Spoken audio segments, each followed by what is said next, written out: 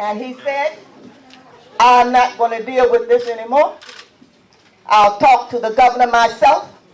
You're not going to dump this into our community without our voices being heard. And that is what has led to the division and the misunderstanding and the pain and the fear that this $1.5 million will go the same way that the street money has gone. Over $100 million for streets in the village of Hempstead that I put there myself for the replacement, not repair, replacement of the streets. Over $100 million. And if there's anyone here who has not hit a pothole in Hempstead,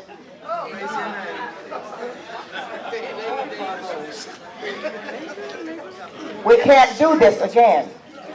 And the only way that you get something clean is to agitate. That's why you have an agitator in a washing machine. Based on that, I refuse to step back,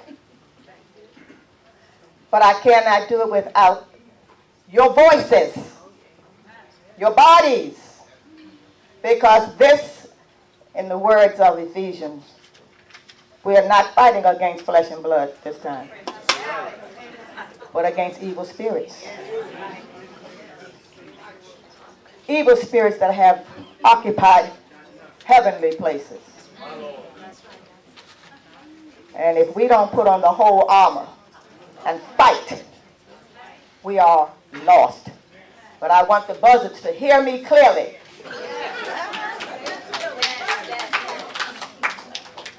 You may circle this village, but we are not dead dogs.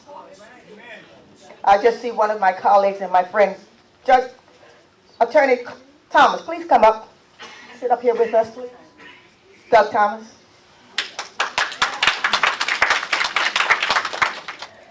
The town of Hempstead, with the input of the village of Hempstead, did something that I had legislated against, that is additional pilots in the village.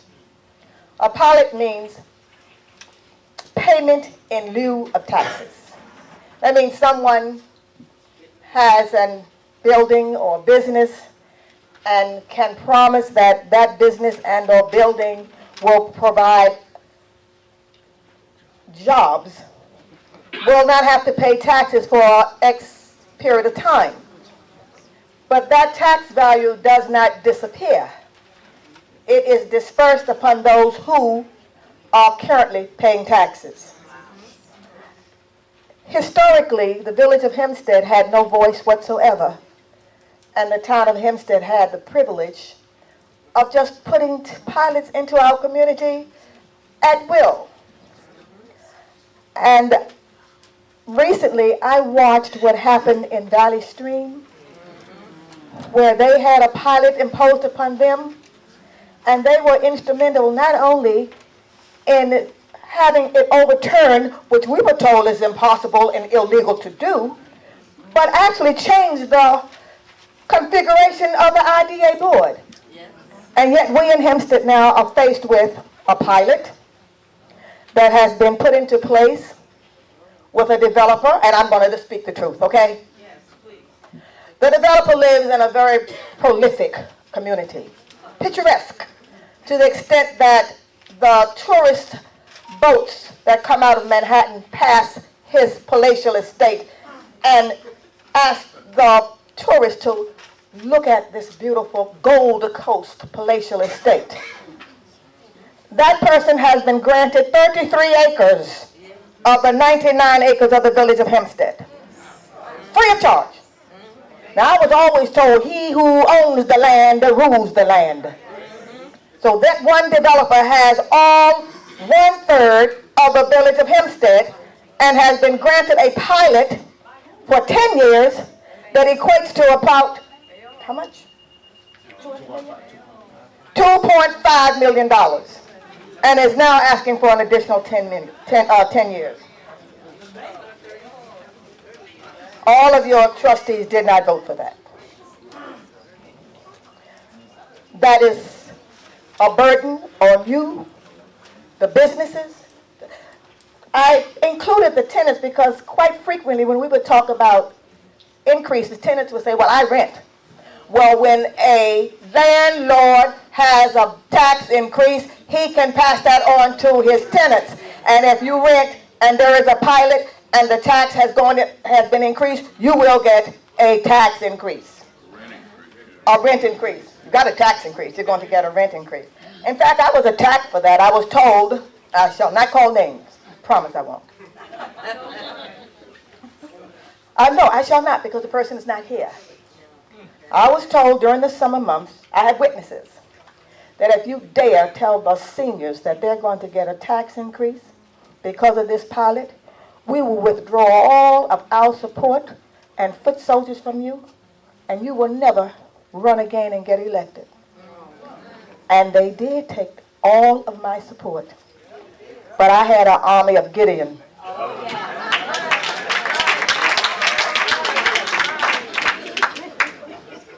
Why are you laughing, Reverend Watson? You taught me well.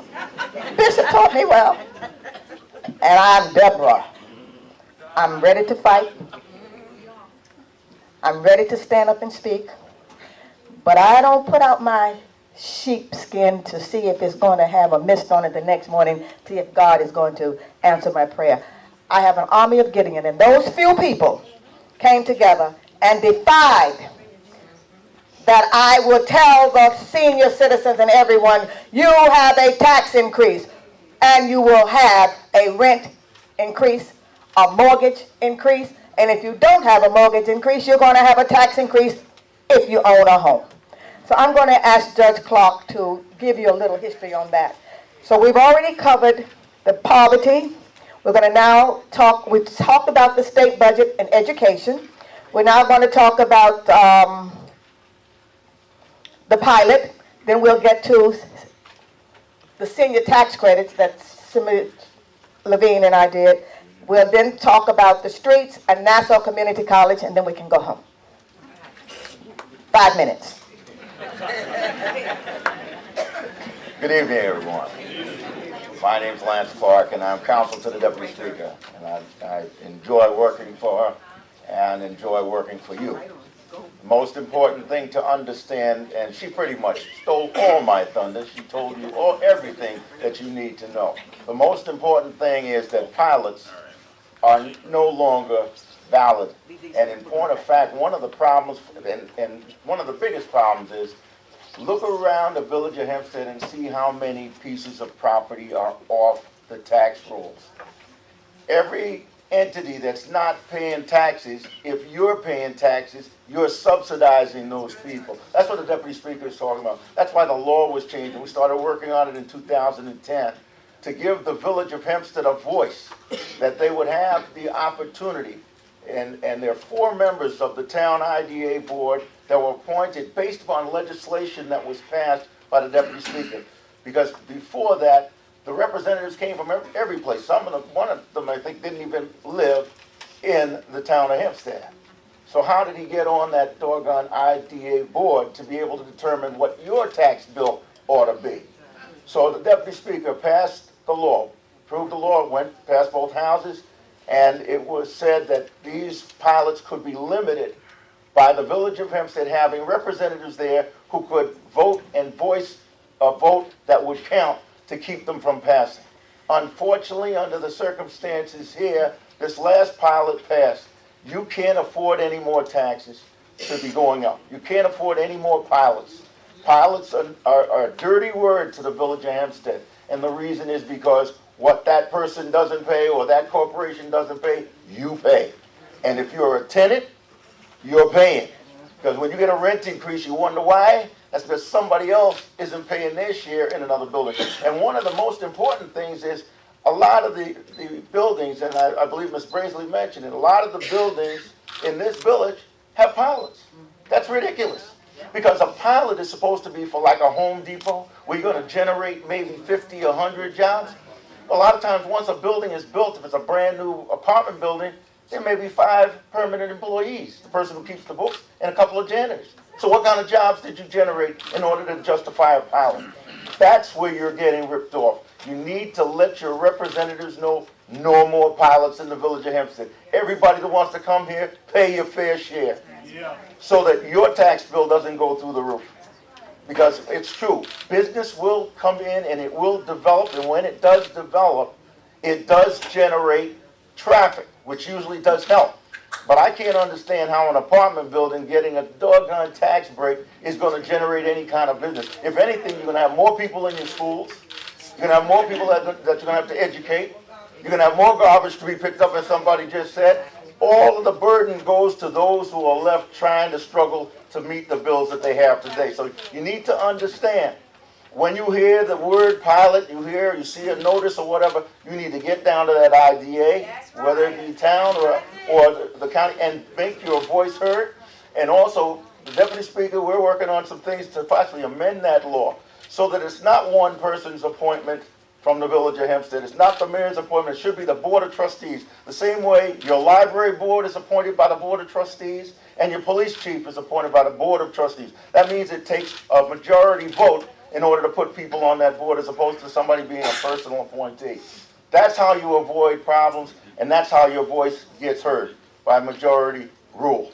So understand that the most important thing for us is to understand that pilots are not good for the village of Hempstead at this point in time, because there's too many properties off the tax rolls. You got to build your tax base. Okay. Corporate welfare. Corporate welfare. There you go. That's a good way to describe it. But understand, for the most part, what we need to do is not just come to a meeting like this. You need to talk to your representatives. You need to write to your representatives. You need to let the Deputy Speaker know that you support her amending the bill to make sure that these giveaways don't hurt you. And that's the most important thing. Okay? And I'll pass it back to the Deputy Speaker.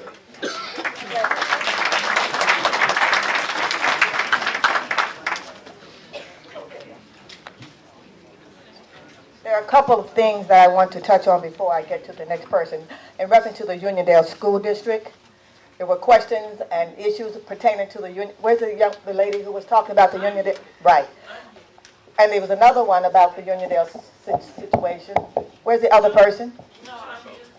Oh, she left? All right. There's only one person. Just one person. All right, thank you. Someone talked about the crowding classrooms, etc. All right.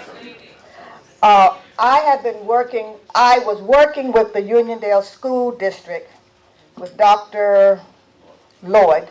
I did a tour at the Uniondale School District and all the schools, so what you described, I have seen. I made a commitment to provide, I believe it was $73 million to address the issues that you presented. Not about personnel. I didn't address that. May I just say one thing? No, thank you. If I don't finish, I'm going to forget. I forgot.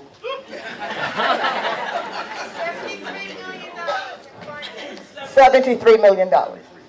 I didn't forget. I was just trying out for a new job. Comedian.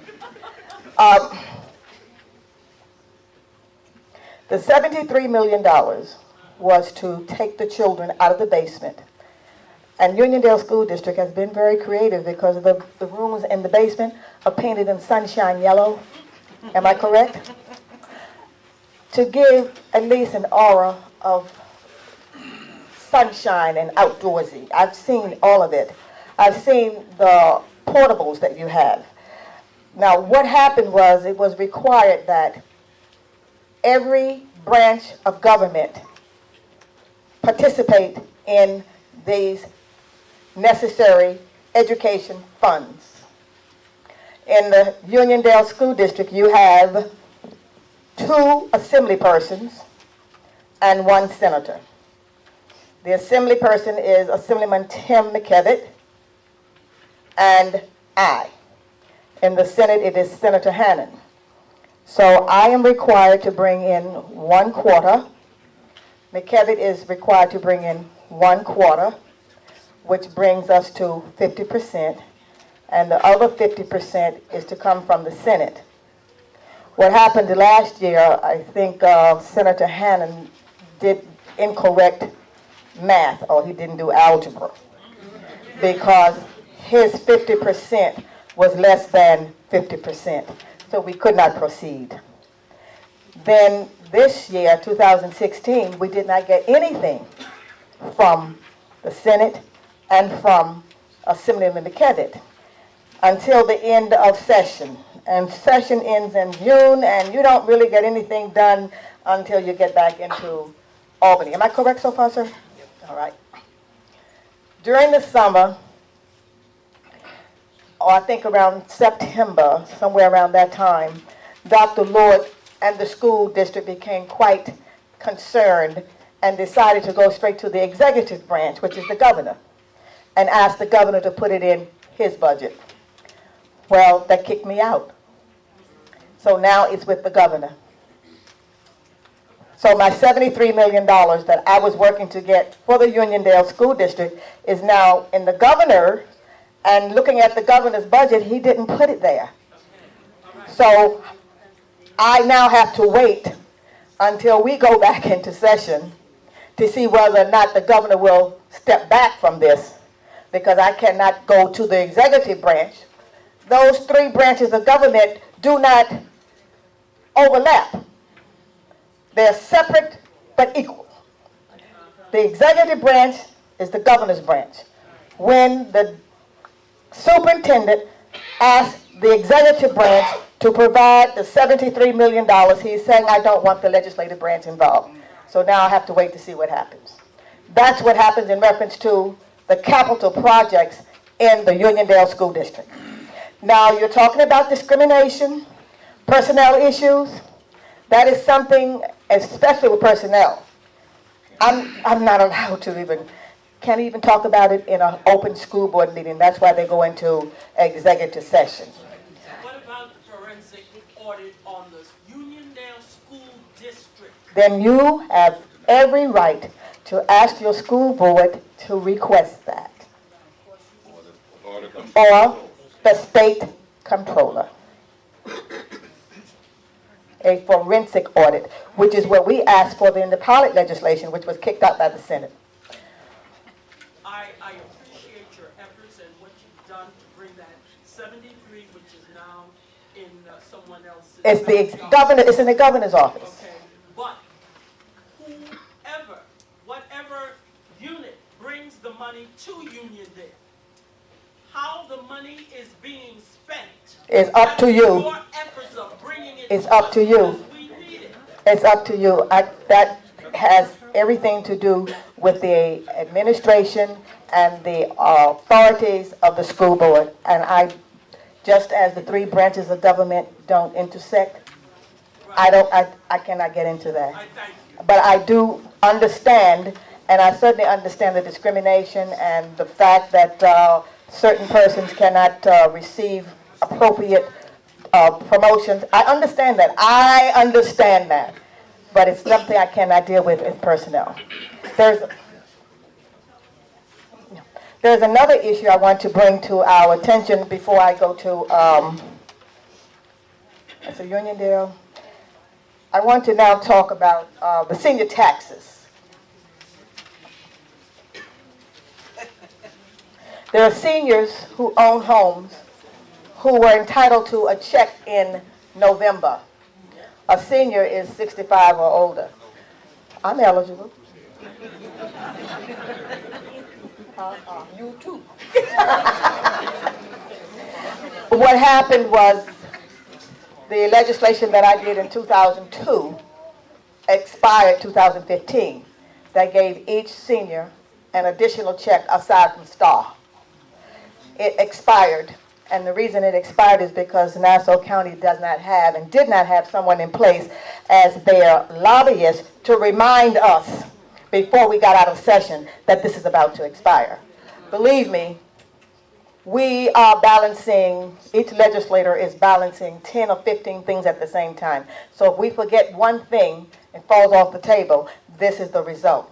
So Assemblyman Levine and I did legislation, and now that has been corrected, and so next November, the seniors who are entitled to that additional check will receive them. There is a caveat. I did the legislation 2002, and I introduced it again 2017. The Senate took the bill that I introduced again in 2017, introduced it in the Senate. I can hear you say Earlene over here. You talking about me? Okay. Talking behind my back. Okay. The Senate, in this case, I won't call the senator's name, took the legislation that I did, introduced it because we had not started our committee meetings early enough. And so he